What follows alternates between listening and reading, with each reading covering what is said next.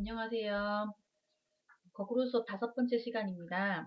오늘은 우리 교과서 171페이지에 해당하는 목재 가공재에 대해서 학습하도록 하겠습니다.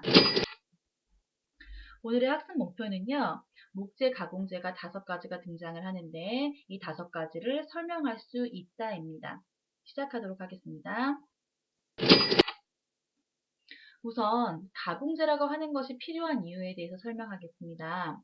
우선 목재는 나무 결의 방향과 그다음에 목질 부분이 변재와 그다음에 심재로 구분되어 있기 때문에 재질 자체가 고르지 못합니다. 그래서 쉽게 변형된다는 그런 단점이 있어요. 그렇기 때문에 가공재 처리를 하는 겁니다.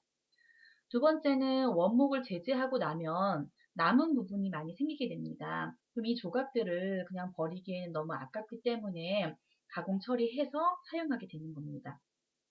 이런 목재의 단점들을 극복하기 위해서 가공 처리하여 우리가 사용하고 있는 것입니다. 첫 번째, 합판이라고 하는 가공재가 있는데요. 이 합판 들어가기 전에 선생님이 지금 가로를 쳐놓은 것이 보일 거예요. 이 가로는 활동지를 나누어 줬을 때 채워야 되는 부분인데 조금 어려울 것 같아서 미리 말을 해주는 거니까 집중해서 보시면 되겠습니다. 우선 합판을 만드는 방법을 보도록 할게요. 자, 단판에다 접착제를 칠한다 라고 되어 있는데 단판은 여기 보시면 칼로 얇게 잘라놓은 나무 판이 보일 겁니다. 이 하나의 판을 단판이라고 합니다. 여기에다 접착제를 이렇게 칠한 다음에 나뭇결이 세로, 가로, 세로, 가로로 직각이 되도록 겹칩니다. 어떻게 겹치냐? 3겹, 5겹, 7겹 이런 식으로 홀수로 겹쳐서 압착시켜 만든 것이 합판이 되겠습니다. 자, 이게 합판의 모양인데요. 지금 하나하나 단판을 보여주고 있는 거예요. 특징으로는 합판을 만들고 나면 재질 자체가 균일해집니다.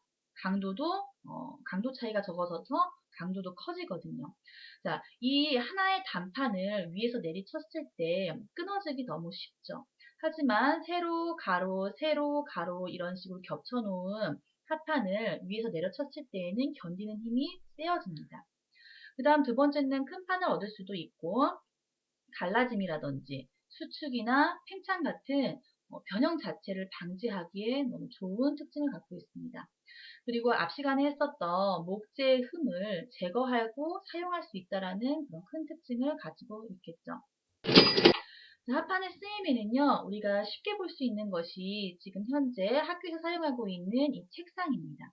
옆쪽 라인에서 이렇게 보면 결을 볼 수가 있어요.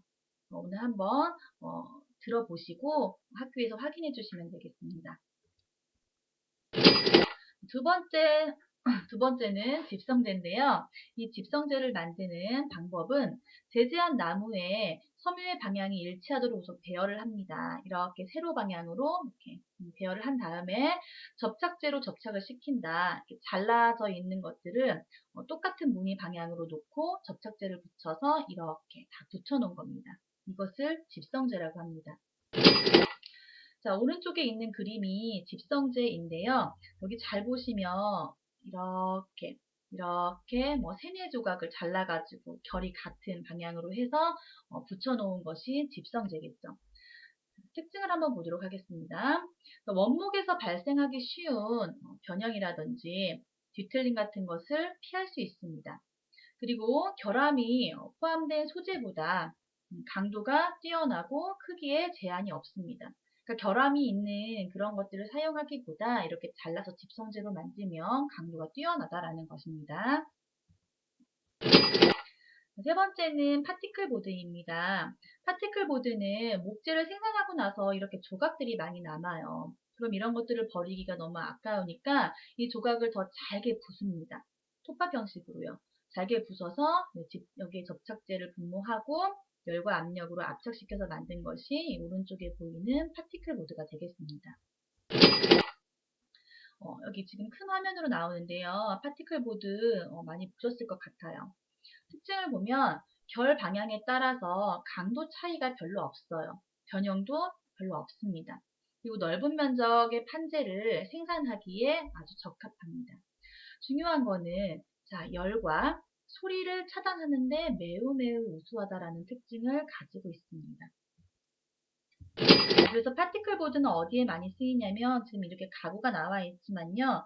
독서실에 가보면 칸막이 책상이 아마 있을 거예요. 거기에 가서 한번 확인을 해 보시면 되겠습니다. 소리를 잘 흡수하기 때문에 조그만한 소리에도 민감한 독서실에 많이 사용이 됩니다.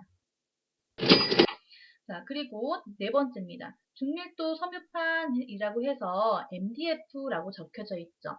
이 MDF는요, 목재를 잘게 부순 재료, 아까 방금 전에 했던 파티클 보드랑 비슷한데요. 조금 다른 건 뭐냐면 중밀도 섬유판이다 보니까 더 작게 섬유로 만든 다음에 접착제를 뿌려서 압착시켜 만든 겁니다.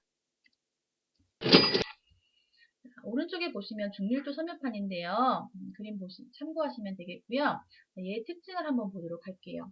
우선은 가볍고요. 얘도 균일합니다.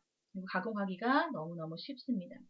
조직이 치밀해서 왜냐하면 섬유질로 만들었기 때문에 치밀하다라는 특징이 있고 파열이 없다라는 특징도 함께 보시면 되겠습니다. 파티클 보드보다 조금 더 분해된 섬유 상태이기 때문에 이런 특징을 갖는다라고 생각하시면 됩니다. 마지막으로는요, 플로어링이라고 하는 그런 가공 제품이 있는데요. 플로어링은 여기에 보시면 온폭하게 들어가 있는 홈이라고 하는 것과 반대쪽에는 이렇게 볼록 튀어나와 있는 촉이 있습니다. 이 홈과 촉을 만들어서 끼워 맞추기, 블럭처럼 끼워 맞추기에 편리하도록 만든 것인데요. 이 같은 경우에는 넓은 마루 시공에 활용을 합니다.